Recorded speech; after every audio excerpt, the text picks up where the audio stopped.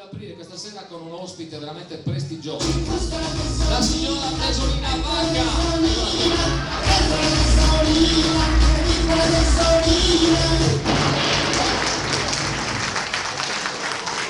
Aspetta, dopo mi mostra la signora.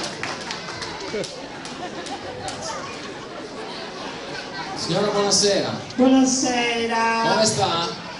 Come sto? Già sto bene. Bene, bene. E come mai tutta questa gente che l'avete fatto venire voi qui? Cioè, l'abbiamo invitata. Signora, siamo entrati all'università. Non me ne sono neanche accorta. No, sì. Lei aveva mai fatto qualche esame? Sì, ho fatto l'esame del sangue. No, dico, altri tipi di esami, niente, mai stata. No, Gradini, no. Ecco, facciamo. Guarda che deve fare la differenziata, le bucce d'uovo da una parte, l'arancia dall'altra e lo spazzino in mezzo. No, così. Questo siparietto non è male, non c'era mai successo. Non c'era mai successo. Dovevamo andare No, all'università. io ero abituato al circo che raccoglievano la cacca dell'elefante, invece che diverso. Non era altra cosa qua. Dunque, signora Tesolina, lei è un'artista di fama internazionale, siamo veramente orgogliosi di averla qui stasera. Grazie. Ultimamente cosa sta facendo?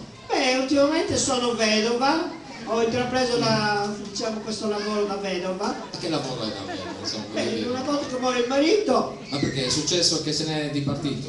se n'è di morto. No, ma da molto? È morto, sarà anche, forse di più anche. Ah, e come è successo? Signora? Poverino, sa com'è. Io gli ho detto, esci in cortile, Sì, vai a potare l'albero. sì. E lui ha detto, ma c'è il temporale, gli ho detto, vai, adesso è un momento buono.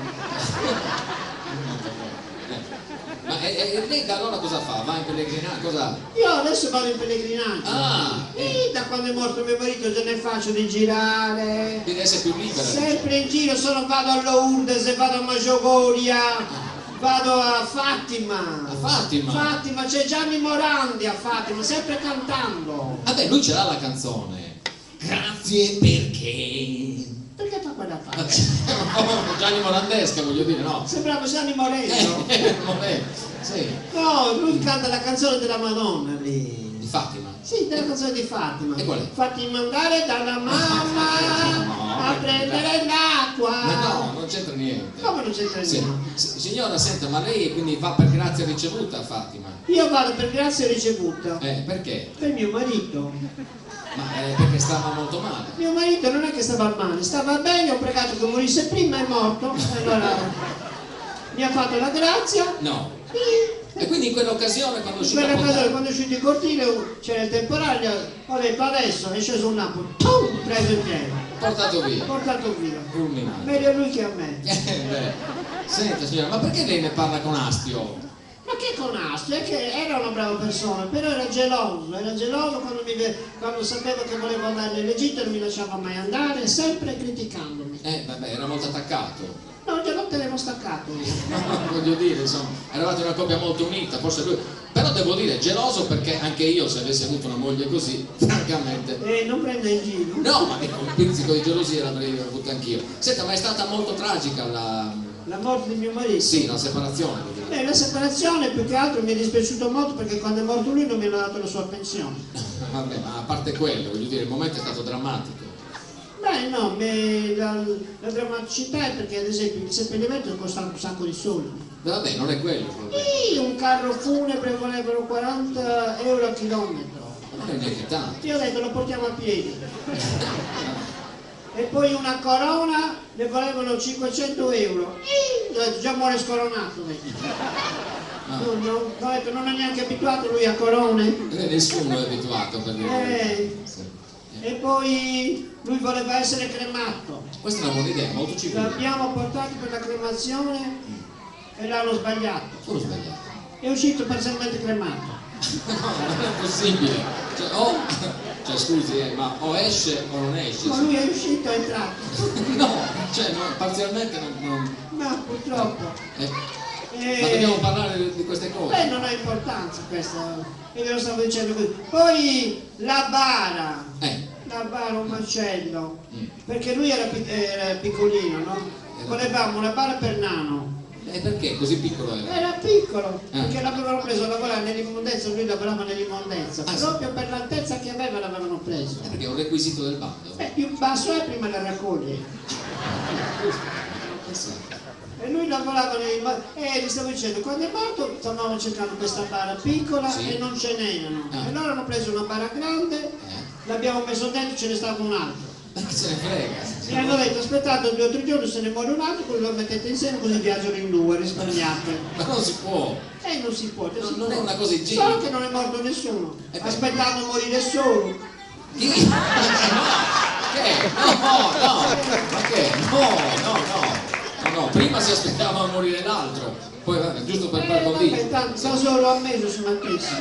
Vabbè. E quindi com'è andata alla fine? E poi alla fine è andata che l'abbiamo messo dentro questa bara grande, solo che scendendolo nelle scale, 8 piani. Sì. Questa bara mezzo vuota, non gli abbiamo messo una corsa nei piedi, mettevano la bara in pendenza, nella scala si sentiva dentro la bara e sbatteva. E dicevano fate piano, non girate la bara dall'altra parte, e giravano, si sentiva ancora e sbatteva. 8 piani, 16 sbattute.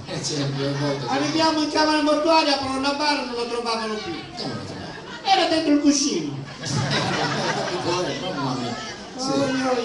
Senta signora, e infine questo funerale, chiudiamo. Beh, insomma, il funerale è venuto a costare tutto quanto, Sì. È venuto a costare 2.500 euro. 2.500, mettendo il morto noi, Non ben vedere. Sì. Cioè, noi siamo in una sede molto prestigiosa, quindi perché non fare anche qualcosa di più impegnativo, più che il semplice raccontare degli aneddoti? Per esempio, so che lei ha scritto un bel libro di poesie e di ricette. Io vorrei poter leggere qualcosa, se lei me lo consente. Io sono un suo interprete, lo so. Certo, legga. Ecco, vorrei leggere per esempio una lirica che io ricordo a memoria. Vorrei un attimo di attenzione perché ci vuole anche un po' di concentrazione. Un po' di silenzio, bambini, perché questa cosa è importante. È un ricettario poetico scritto dalla signora Desolina Bacca. Polpette, animelle, fegatini di pollo, cordulelle d'agnello con i calamari, gamberetti, fagiolini alla pescatora. Ma che cosa sta dicendo? Non è così. Come non è così? Perde tutta l'anima la canzone così. Ma io la interpreto. Provi a cantarla con me. Come? Polpette, animelle, fegatini di pollo, cordulelle d'agnello con i calamari, gamberetti, fagiolini alla pescatora, cosa bocca aperte già cotte da ieri. Zuppa gallurese, pane masticato da Giorgio. Dico Giorgio perché non ha finito i denti, mentre Giorgio ce li ha cariati ma ce li ha. Chi ne vuole apra la bocca e lo dica, se non lo diamo tutto ai maiali o alle galline o ai cani e boh. Molto carino, signora, veramente carino. Poi c'è quell'altro che è molto bello. Ah sì, qual è? Il latte che Mamma bevi mia. da noi è il latte delle vacche nostre, mungiamo le vacche dal vivo e il latte lo bevi in diretta, Pironi gli aggiunge un'acquetta, lo bevi e ti canta la pancia e dopo ti scioglie la cacca, perché non il latte di vacca, il latte che ti dà Pironi, ti scende la cacca e trodi, insomma perché non lo reggi, ti scappa la cacca e scorreggi.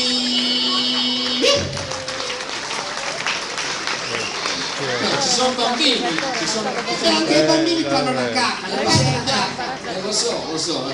Chi è che fa uno scorreggia adesso? No, bambini no, no, ma.